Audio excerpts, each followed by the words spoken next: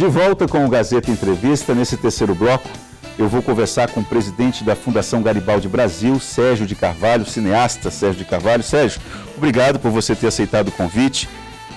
E falar em cineasta, queria que você falasse aqui para o nosso público, como é que foi o desempenho do Empate?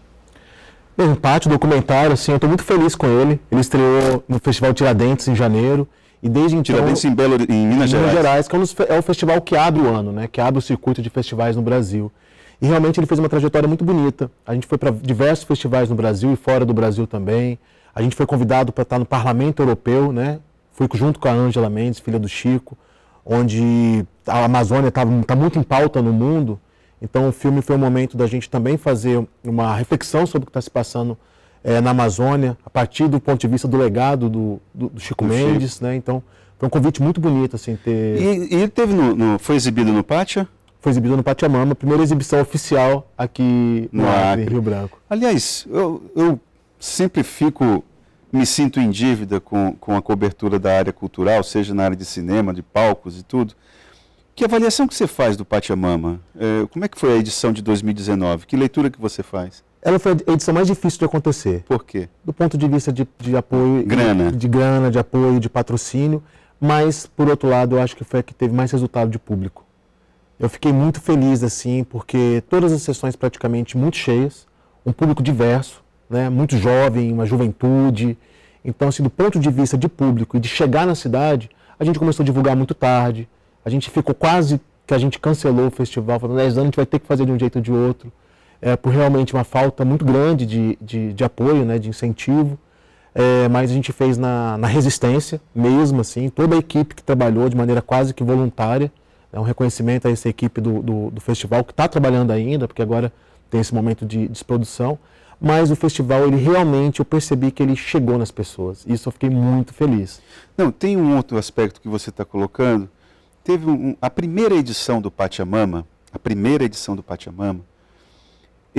eu vi que, por mais que houvesse esforço por parte da equipe de divulgar o Pátia Mama, esse esforço não repercutiu nos meios de comunicação locais. No entanto, quando eu fui para a noite de abertura, quando eu cheguei no Cine Teatro Recreio, completamente lotado, com gente sentada nos corredores e tudo, quando eu olhei aquela cena, eu me assustei enquanto comunicador, como quem pensou assim, qual é o meu trabalho, né? Qual é o meu papel no trabalho? Porque se eu não falei que isso aqui ia acontecer, como é que isso aqui está lotado dessa forma, né? Então, vocês trabalham em rede e isso faz uma diferença danada no que se refere à mobilização e capacidade de disseminar uma ideia, né? E o Pátia Mama é bem isso. Exatamente, as noites de abertura, assim, sempre volta a gente porque não cabe. Não cabe, Tem sido uma constante em todos os anos. E esse ano, principalmente, quando eu vi no domingo à tarde, um filme boliviano da década de 70, com metade do cine cheio, esse domingo, 3 horas da tarde, eu falei, realmente, o festival, ele atingiu, assim, ele se tornou parte do calendário da cidade. E tem uma sacada aí que vocês estão colocando, formando um público cinéfilo, né, de jovens acrianinhos. Eu acho que um dos desafios do festival era esse, era uma formação do olhar para um cinema que não fosse esse cinema, absolutamente nada contra o cinema americano, mas que fosse para o cinema da América Latina. E a gente trabalha desde pequenininho, a gente tem uma sessão que é o Pátia Caboquinho, que é para crianças, né? Que é voltado para o público infantil. E com trabalho com escolas e tudo mais. Sérgio, nós acabamos de conversar com um coronel Atahualpa, que é uma figura aí da Polícia Militar, e falar a respeito desse cenário de violência, o que o governo tem feito para tentar amenizar o problema. Queria saber a tua opinião sobre essa leitura de utilização da produção artística como um vetor de prevenção à violência. Isso te agrada ou o papel da arte não é esse? Como é que você avalia isso? Olha, assim, no meu primeiro ano de gestão, a gente teve as chamadas escutas culturais, que a gente estava conversando com o movimento cultural, ouvindo, né, os anseios, o que a gente poderia melhorar, onde que a gente estava errando, para traçar um plano de gestão. E o que me surpreendi, que eu imaginava que a grande pauta que a gente ia ter era falta de recurso, volta dos editais que estavam suspensos, né, que a gente, graças a Deus, está aí atuante, forte com os editais, mas a grande pauta que a gente teve foi a violência. Desde dos grupos, por exemplo, grupos de quadrilha que está com dificuldade de um bairro, ensaiar em outro bairro, brincantes que estão se dispersando por conta dessa questão territorial, né? A vítimas, no hip hop a gente tem um MC que foi morto, né? Que ficou bem emblemático, o caso do MC Dinho. Então a violência ela se tornou, eu acho que se a gente parar para pensar, acho que nos mais diversos segmentos da sociedade ela está entranhada, né? E eu não tenho dúvida, tá? Isso é uma questão que eu realmente acredito. Eu acho que a chave para mudar esse cenário está na cultura, está na educação e está no esporte. Para mim não tem outro caminho. Eu acho que a gente vive hoje, você pode ver isso nas redes sociais, uma cultura de ódio, né? A gente está num momento de uma cultura da superficialidade, do ódio, e eu acho que é só uma ressignificação profunda do fazer cultural, da experiência que a cultura proporciona, que a gente consegue mudar essa chave. Muitos desses jovens que eles acabam entrando para facções é a necessidade de um pertencimento a um grupo social, a um reconhecimento. Agora, e você percebe só para aonde que tem atuação forte de grupos culturais e da cultura, realmente assim, um ponto de luz nessas comunidades. Onde que está a grande falha, então? Sem querer jogar pedra em ninguém, mas a gente está aqui fazendo uma reflexão, mesmo que superficial no olhar de alguns, mas o esforço é para fazer uma reflexão sobre o problema. Onde é que está a falha? Eu acho que a gente tem uma leitura míope de como pensar esse problema. Você vê, por exemplo, assim, muito investimento, que eu acho que tem desde o governo, esse governo agora, na área da repressão, que é importante, tem que ter, né? A gente está lidando com pessoas aí tem coisas que tem pressa, né? Tem pressa, mas é só nisso. O discurso ele acaba ficando, enquanto está aí a repressão no auge, né? Um monte de viatura e mais policiais, né? A discussão fica em torno disso. A gente não está parando para discutir a prevenção.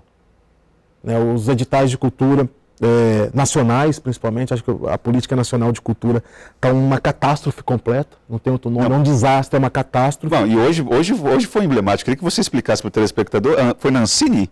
Nancini, do rock and roll? Foi tanta coisa. Não, retiraram todas os pôsteres de filmes brasileiros na agência que promove o cinema brasileiro. Né? Eu estou olhando com muita preocupação o cenário das políticas nacionais de cultura. Tenho certeza que aqui na Prefeitura de Rio Branco a gente está indo num caminho do oposto do que está sendo feito a nível nacional. O Estado também está buscando aí fortalecer os conselhos de cultura. A gente está num caminho que é o oposto. Por exemplo, o nosso secretário nacional de cultura hoje é o mesmo cara que difamou aí publicamente a grande diva Fernanda Montenegro. Não foi à toa que colocaram justamente esse cara, que é um cara que não tem nenhum apreço no movimento cultural nacional, para ser o secretário nacional de cultura, que foi ridicularizado também no discurso na Unesco, assim, né?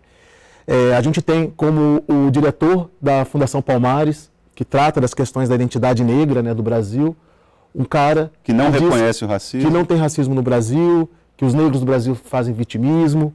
Então, eles estão colocando nesses cargos estratégicos, né, pessoas que são o oposto daquilo que representa. A pessoa que assumiu a Biblioteca Nacional disse que Caetano Veloso pode ser comparado ao analfabetismo, que a Tropicália foi um grande erro. O diretor da Funarte agora disse que o rock and roll leva ao aborto, ao satanismo. Então, está assustador. Assim. Tem muita gente rindo dessas doidices. Eu não estou dando risada, não, porque essas pessoas elas estão ocupando cargos estratégicos para as políticas culturais. A Prefeitura de Rio Branco, para finalizar, que nosso tempo já acabou, em relação a essa cultura, tentativa de buscar uma cultura de paz, colocou o adicional aí, colocou uma pimentazinha que foi a questão de gênero, né? Que é a questão das mulheres em busca de uma cultura de paz, é isso? A gente acabou de... Domingo agora encerra um projeto que vai acontecer no Casarão, a última edição, que foram 10 atividades culturais chamado Cultura de Paz, que foi por meio de uma emenda do deputado Angelim, que a gente conversou muito sobre isso, de pensar como a cultura poderia ser um instrumento mesmo para debater os grandes temas aí da sociedade. Então foi uma junção de artistas, a gente lançou um edital e cada domingo, foram 5 domingos do Lídia Rames, que foi voltado para o público de escolas, e 5 domingos na Praça da Revolução. Então o último domingo foi o tema da mulher, o próximo domingo vai ser o tema LGBT, já foi o tema Povos da Floresta, Empoderamento Negro e Juventude. Então é um encontro riquíssimo, assim, cultura, debate, música, teatro, então realmente foi... A Garibaldi Brasil está fazendo a diferença nesse cenário aqui, porque o contexto é bem adverso mesmo. Sérgio, queria agradecer a tua presença aqui, o nosso tempo infelizmente acabou. Queria agradecer muito a tua vinda aqui hoje. Maravilha. O Gazeta Entrevista volta amanhã, lembrando que esse terceiro bloco é um oferecimento da Verágua, a água mineral de todos os acrianos. Até amanhã.